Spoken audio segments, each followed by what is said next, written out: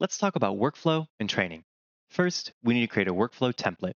To do so, click on the Workflow tab on the left-hand sidebar, then click the Create Workflow button in the top right. First, name the workflow title, and then select the Medical 3D Segmentation Vision task. Click Next, then choose between a small model and large model, then select an optimization preference.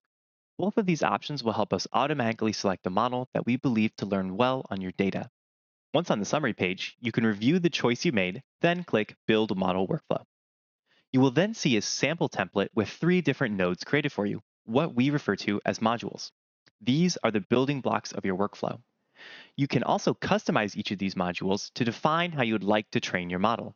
For example, under the Dataset module, you can choose which asset groups or selected annotation tags that you want to send for training.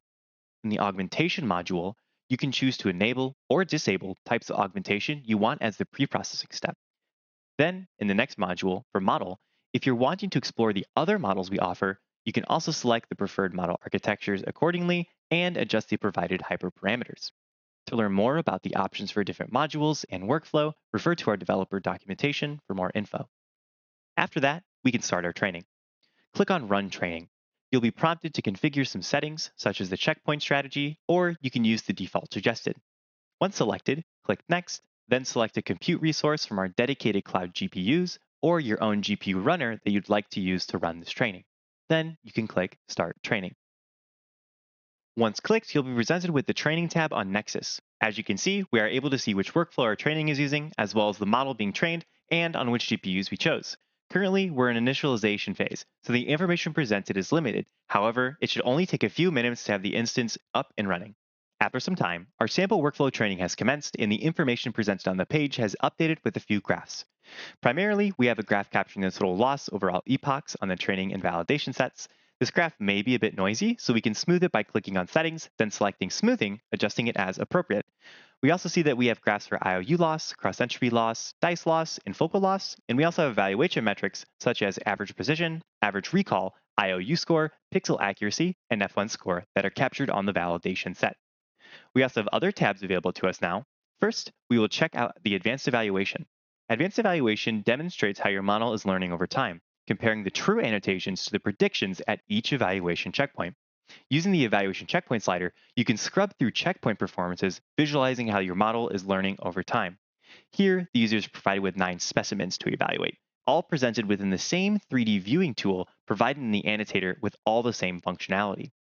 Moreover, you can view particular classes or pathologies at a given time, rather than all of them combined, to focus on the predictions that matter to you during your evaluation.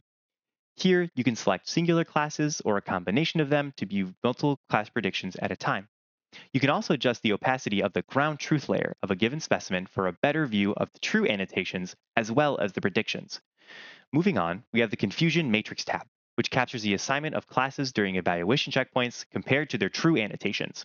Similar to advanced evaluation, you can also scrub through the evaluation checkpoints to observe how the model is learning over time. Moreover, you can swap the values displayed to show percentages rather than absolute values, as well as choose to include the background class, which represents voxels that were predicted to be empty. And finally, we have the training logs, which can be copied and supplied to your own visualization workflow so you can create any graphs on your end. After a while, our training will be completed. To view your completed trainings or in progress trainings, you can go to the Trainings tab underneath the Model section. By clicking on one, you can view all the metrics and data that we saw while the model was training. Here, we see our total loss, which we can smooth to better visualize the results. We can also observe how our model learned over time in the Advanced Evaluations tab, again, using the Evaluation Checkpoint slider to scrub through checkpoints. Note that through training, the 9 specimens remain constant. Additionally, as noted when setting up our model workflow, you can choose these specimens, focusing on the examples that matter to you most. Like before, we can observe the confusion matrix across our evaluation checkpoints, leveraging the same options that we saw before to gain a nuanced understanding of our model over time.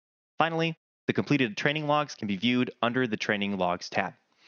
Moreover, we can see all of the completed model trainings in the Artifacts tab underneath the Model section. Artifacts store the checkpoint of your model based on the checkpoint saving criteria that you specified at the beginning of your training. For a given artifact, you can click on the 3 dots in the lower right-hand corner of an artifact where you can view the run, export the artifact, create a deployment, or rename the artifact. For exporting the artifact, We currently support exporting Onyx models for 3D segmentation models, but keep an eye out for other format supports later. Exporting an artifact allows you to download the model locally without any wrappers so that you can have free control over your model as well as sole ownership of the model. We can also create a deployment, which hosts the model on Datature's platform, providing you an endpoint to interface with the model. We'll talk more about this in a future video featuring deployment and model integration.